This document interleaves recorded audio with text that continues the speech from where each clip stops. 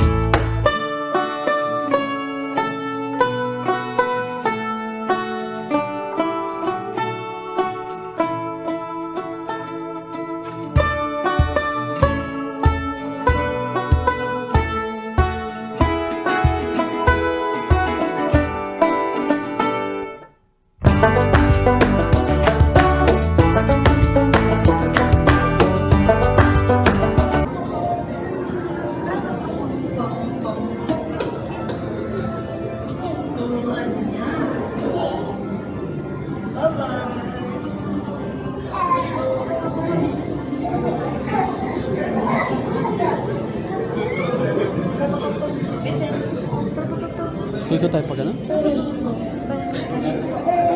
Ikot tayo pa gano'n?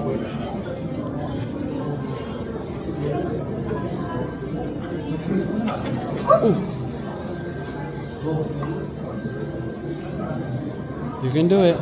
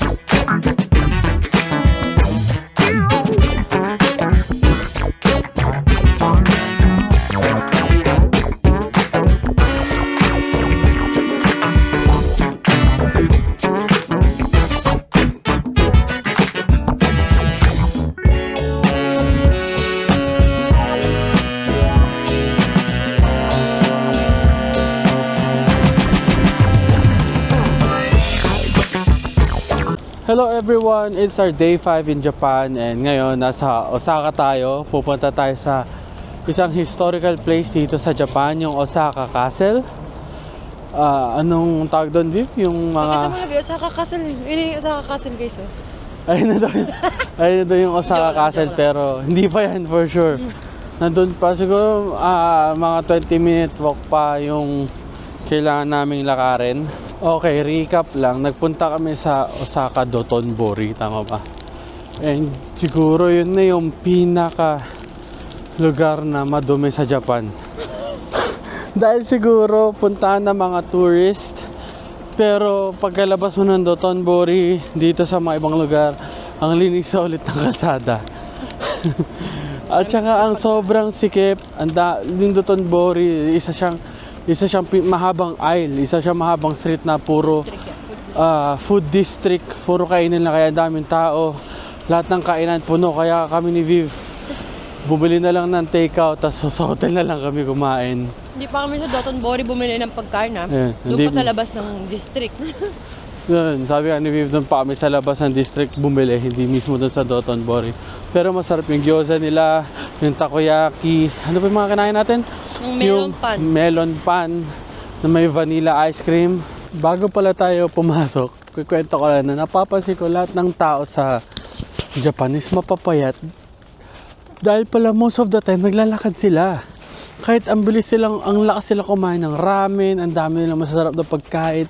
Halos lahat nagko-commute, halos lahat naglalakad. So, basically ako, ang nangyayari sa akin, pag busog na ako, inaantok na ako, ilalakad ko lang na sobrang tagal kasi kami ni Viv as a tourist, syempre wala kaming kotse. Nagtitrain lang talaga kami. Yun, tapos nawawala na yung antok ko, para na re-refresh na agad yung katawan ko from ganong katagal na paglalakad.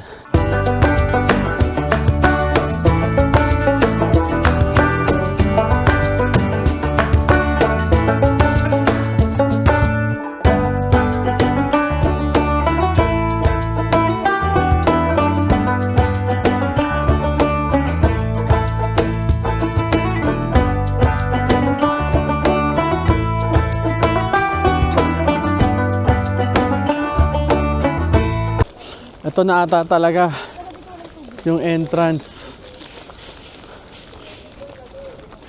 Nakikita na natin, dalawang entrance na yung pinasukan namin ni Viv. Lahat false alarm. Pero ito na, nakikita ko ng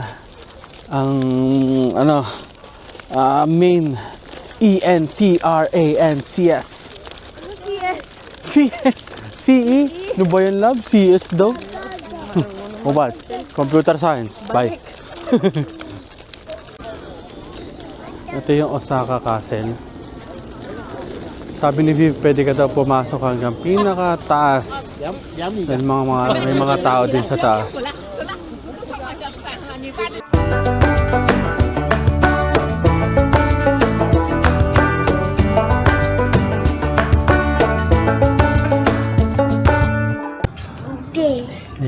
Say hi! Flying kiss! Go! Mwah! Dito kami sa taas ng Osaka Castle. Gising si Pogi for the first time habang namamasyal kami. Wow!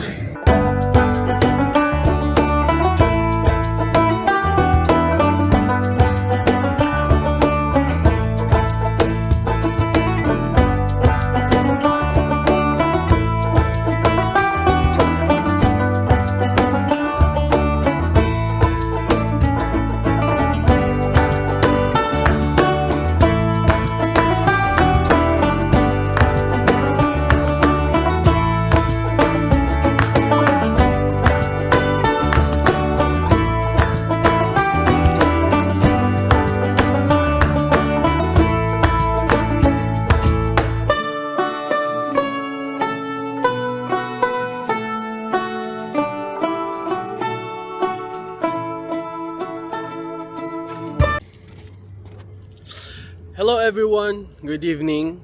Nandito na tayo sa Amerika. Bali, 12 hours yung flight. Kapagod. Bali, nag-shuttle ako. Nagpunta ako sa LAX Economy Parking dahil pinarada ko si 4D doon na almost 1 month. Dahil halos buong January kaming wala. At nakikita ko na siya. Noong una kinakabahan ako kasi alam ko sa rooftop ko siya pinarada, pero eto, nakikita ko na siya. Yes. So basically, ang mangyayari lang, pag ako kay 4D, babalik ako ng LAX dahil susundin ko si Viv at saka si Vincent. Kasi, ilang bagahe namin? Halos 10 ata bagahe namin. Kasi kinount namin si Vincent as an adult para meron siyang spot. Meron siyang slot sa airplane. Pero ito na.